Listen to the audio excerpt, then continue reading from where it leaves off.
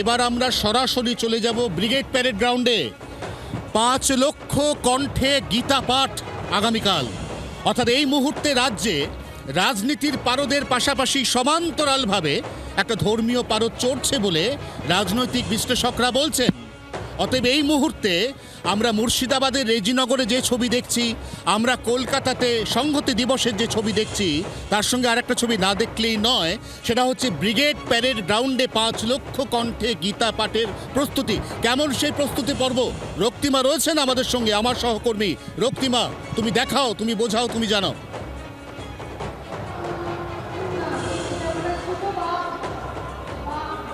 দেখো, 5 লক্ষ কণ্ঠের গীতা পাঠের আয়োজন করা হয়েছে এবং মনে করা হচ্ছে এই 5 লক্ষেরও অধিক মানুষ ছাড়িয়ে যেতে পারে।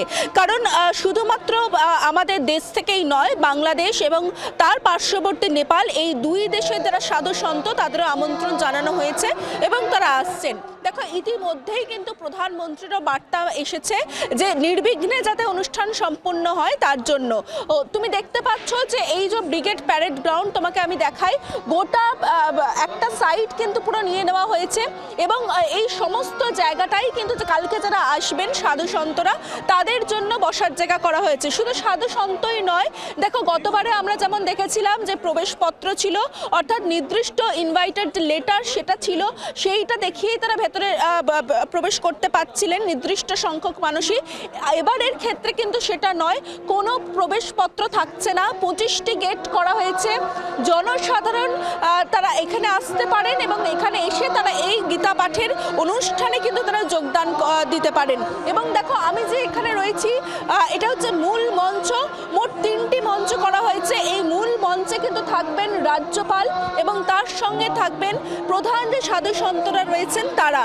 এবং পাশের যে 2টি মঞ্চ করা হয়েছে, সেই 2টি মঞ্চে মূলত যে অতিথি যাদেরকে আমন্ত্রণ করা হয়েছে সেই সমস্ত সাধু সন্ত অতিথিরা তারা সেখানে থাকবেন।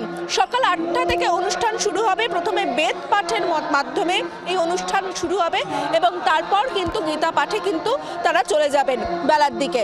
এই মুহূর্তে দেখাই যে রিহার্সাল, তোমাকে গত কয়েক ঘন্টা ধরে যে ছবিটা দেখিয়ে যাচ্ছি, আমি দেখতে পাচ্ছ যে গতকালের প্রস্তুতি কিন্তু চলছে। কিভাবে এই অনুষ্ঠান হবে, কিভাবে শুরু হবে, সেই এক প্রস্তুত কিন্তু রিহার্সাল এই মুহূর্তে চলছেন।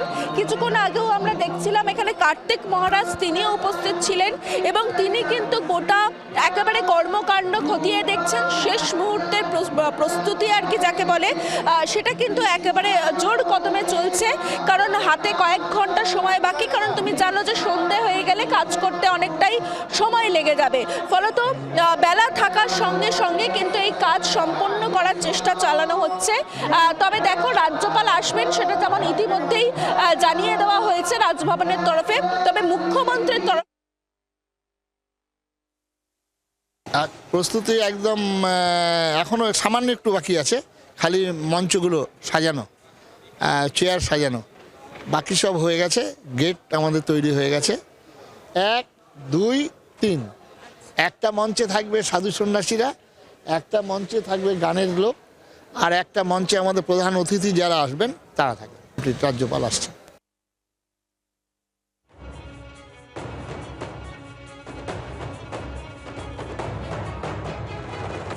মন্ত্রীকে আমন্ত্রণ জানানো হয়েছিল, কোনো রেসপন্স পেলে? এখনো পর্যন্ত রেসপন্স পাইনি, হয়তো ওনার অফিস থেকে জানাবেন হয়তো, আশা করি।